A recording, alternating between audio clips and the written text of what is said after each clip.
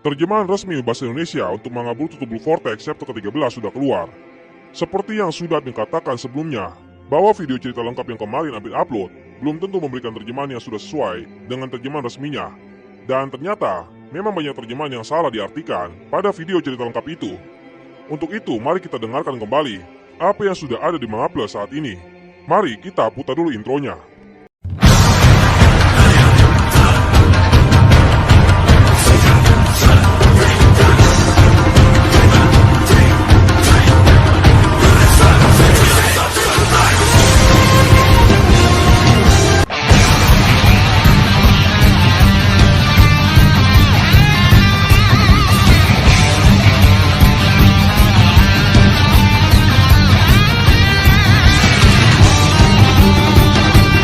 Tulisan di samping panel pertama berbunyi, Boruto ambruk karena peluru iblis Jura. Mampukah ia mengelak dari serangan susulan dan mematikan? Terlihat Jura sedang menatap ke arah Boruto, dan dia bersiap menggunakan peluru iblisnya lagi. Jura berkata, "Pemuda yang menarik, sayang sekali kita harus berpisah, tapi selamat tinggal Boruto Otsuki." Kemudian sebelum Jura benar-benar menembakkan peluru iblisnya, tiba-tiba Mamushi muncul. Ternyata nama dari Shinjubak adalah Mamushi. Mamushi berkata, "Ups, apa aku mengganggu?" Jura berkata, "Mamushi ya, ada apa?" Mamushi berkata, "Matsuri sudah kembali." Berdasarkan info yang dia dapatkan, tidak salah lagi, Boruto memang punya kooperator. "Oi, Togedama yang kau bawa ini, jangan-jangan si Hidari kalah ya?" Lalu Jura berkata, "Musuh kita bukan orang biasa, kita kembali dulu, kita tidak boleh membiarkan Togedama Hidari membusuk." "Boruto Otsuki, kau beruntung. Seakan-akan langit berkata padamu untuk tetap hidup. Mungkin ini yang disebut dengan wahyu." Terlihat Boruto sedikit membuka matanya, lalu adegan langsung berubah ke flashback. Setelah itu kita kembali perlihatkan Boruto dengan versi rambut panjangnya. Dia terlihat sedang dikepung oleh beberapa shinobi. Beberapa shinobi itu berkata, "Dia pasti masih ada di sekitar sini, cepat cari." Boruto berkata, "Sial." Lalu seekor katak yang berada di belakang Boruto berkata, "Akhirnya ketemu juga kau, Boruto." Boruto cukup terkejut dan dia langsung menoleh ke arah belakang. Dia pun berkata, "Katak." Kata Koji membalas, "Sekilas kulihat ada sekitar 20 orang yang mencarimu. Sepertinya kau terpojok ya Boruto. Tapi kau tidak bisa membunuh mereka yang tidak berdosa." Boruto berkata, "Siapa kau?" Kata Koji berkata, "Tenanglah, aku bukan musuhmu. Kalau aku salah satu dari tim pencari, aku pasti sudah melaporkanmu pada mereka sekarang. Bukan mengajakmu mengobrol santai begini." Boruto berkata, "Katakanlah apa maumu." Kata Koji membalas, "Pertama-tama kau harus kabur dari sini, setelah itu baru kita bicara lagi. Letakkan tanganmu di atas punggung katak.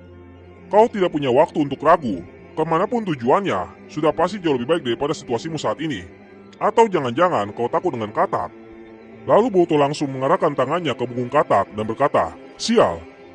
Kemudian lihat Kashin Koji sedang berada di persembunyian Orochimaru. Dia menggunakan sebuah teknik, ternyata teknik itu adalah Kuchiyose no Jutsu. Dia langsung memanggil Boruto ke tempatnya. Boruto yang kebingungan berkata, "Tempat ini?" Kashin Koji berkata, "Di pinggiran negara angin, salah satu bekas markas Orochimaru yang sudah ditinggalkan. Selain lokasi aksesnya tidak mencolok, pintu keluar masuknya juga telah kusamarkan dengan genjutsu. Mereka tidak akan menemukan tempat ini dengan mudah." Ngomong-ngomong, katak itu adalah alat sains ninja. Secara struktur mirip dengan katak asli, tapi itu buatan manusia. Yang tadi bicara denganmu bukan katak itu, melainkan aku yang mengendalikan kataknya dari jarak jauh dengan cakraku. Boruto berkata, "Kau ini siapa? Kenapa kau tahu soal aku?" Kashin Koji langsung mengangkat topengnya yang sudah hancur. Dia pun berkata, "Kalau begini apa kau ingat?"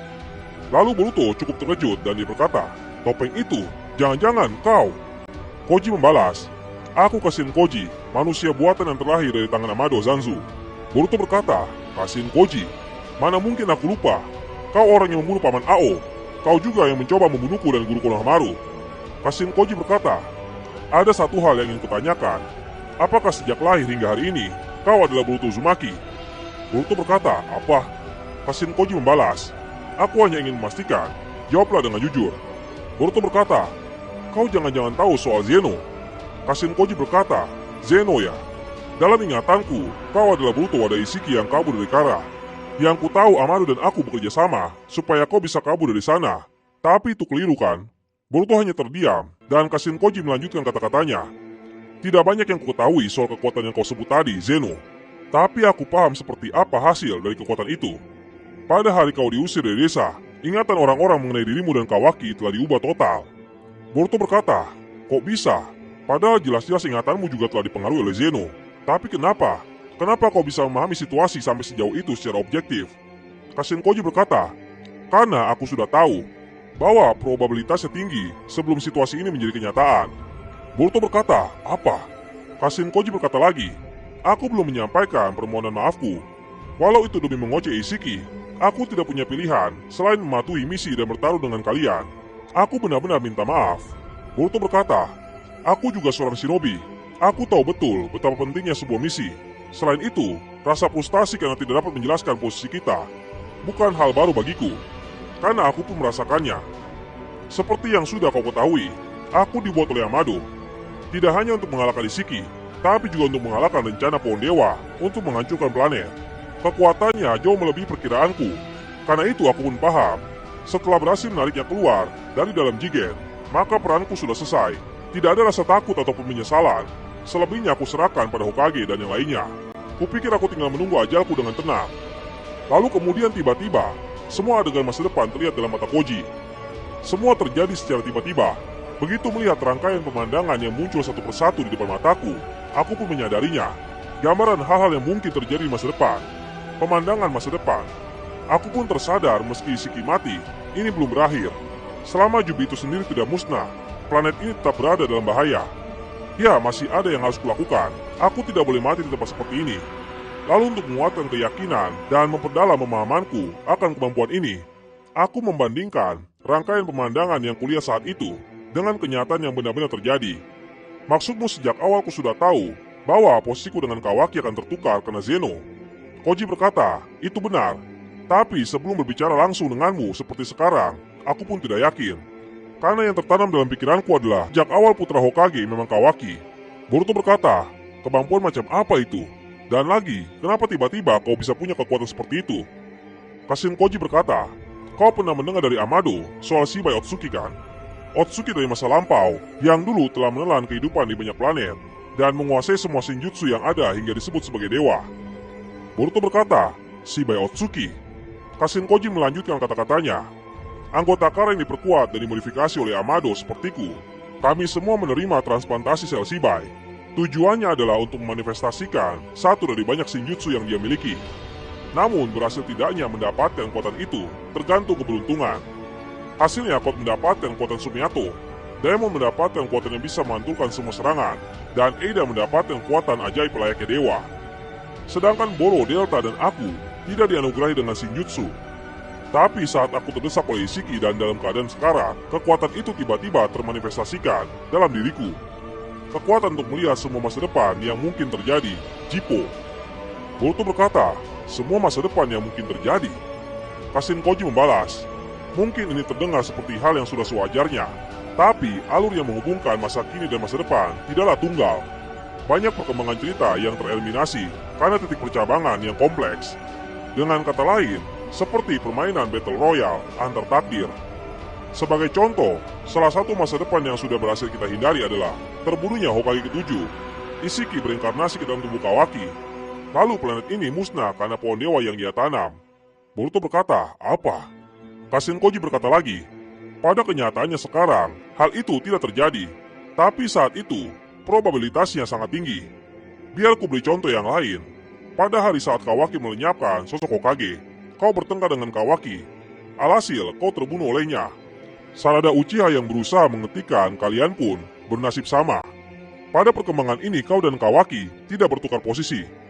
Setelah itu Kawaki bertarung dengan Kot yang punya kekuatan luar biasa tanpa harapan menang. Kawaki kalah lalu dilahap oleh Jubi. Pada akhirnya planet ini musnah karena pohon dewa. Sulit untuk membuktikan apa yang hanya kulihat, apalagi kalau perkembangan itu tidak terjadi. Yang perlu kau pahami adalah dalam beberapa tahun terakhir, masa depan kita selalu berada dalam situasi di ujung tanduk. Boruto berkata, cerita yang sulit dipercaya, tapi kau bisa menangkap dengan akurat kondisi yang ditimbulkan Zeno. Normalnya itu mustahil. Aku tidak ingin beranggapan bahwa kau bisa melihat segala aspek dari masa depan.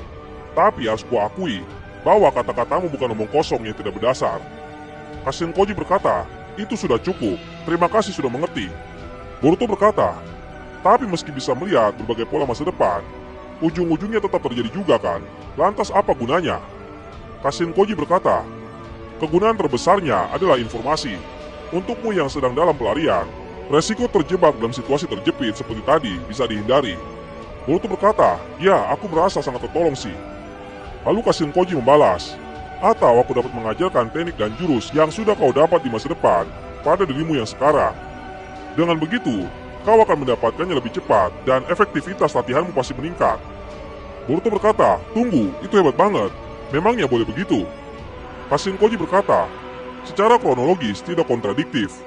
Toh aku hanya menyampaikan apa yang kulihat. Dalam Jippo, ini hanyalah prosedur dasar. Aku juga akan beritahu cara untuk menyelamatkan Sasuke Uchiha yang dijadikan pohon. Tapi pertama-tama, aku ingin kau tahu seperti apa kemungkinan terburuk yang dapat terjadi di masa depan.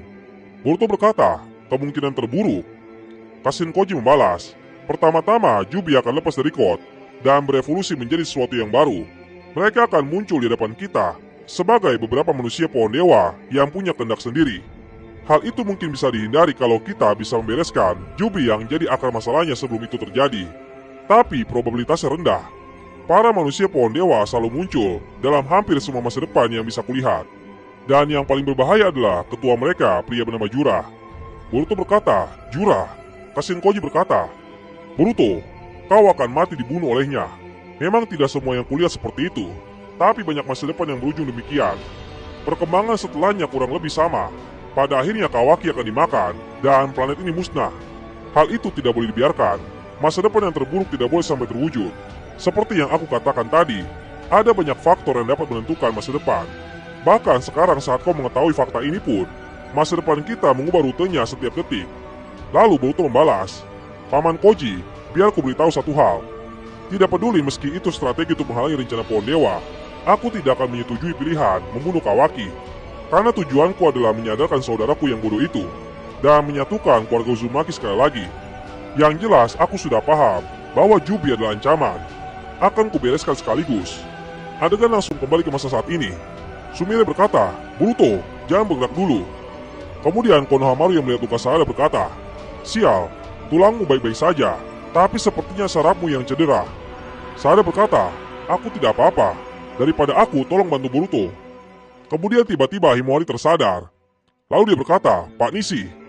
Nishi berkata, Himawari, akhirnya kau sadar. Apa ada yang sakit? Lalu Himawari melihat Sarada terluka. Dia pun langsung menghampiri Sarada dan berkata, dia terluka. Lalu Nishi berkata, oi. Kemudian setelah mendekati Sarada, Himawari berkata, perlihatkan sebentar. Terlihat Himawari memegang tangan Sarada yang terluka. Lalu tiba-tiba muncul cakra Kyuubi di tangan Sarada. Sarada berkata, serius, lukanya sembuh. Konohamaru berkata, apa yang terjadi? Himawari, kau? Himawari berkata, karena area lukanya kecil, kurasa dengan begini sudah tidak apa-apa. Kemudian Sumire yang melihatnya langsung berkata, Himawari, tolong bantu Boruto juga. Himawari berkata, Boruto, dia kembali. Lalu Kawaki langsung berkata, tunggu Himawari, jangan dekati dia. Himawari berkata, kakak. Sarada pun berkata, Kawaki, kau. Kawaki berkata, jangan salah paham, aku bukan melarang menyembuhkannya. Sebelum itu, ada yang harus kita lakukan. Iya kan, Guru Konohamaru? Lalu Konohamaru berkata, ya, kau benar. Kesempatan seperti ini tidak akan datang dua kali. Konohamaru langsung mendekati Boruto. Sumire pun berkata, Guru, apa yang... Konohamaru berkata, minggirlah Sumire. Lalu Konohamaru langsung memborgol tangan Boruto. Dia pun berkata, jangan khawatir, aku tidak akan membuat kasar. Ini borgol penyegel buatan Amado. Dengan begini, dia tidak akan bisa menggunakan jurus apapun. Sarada berkata, Guru Konohamaru, jangan protes Sarada, ini hanya prosedur yang sesuai aturan. Kita akan menggali informasi yang dia punya dan melaporkannya pada Hokage ke-8, kata Konohamaru.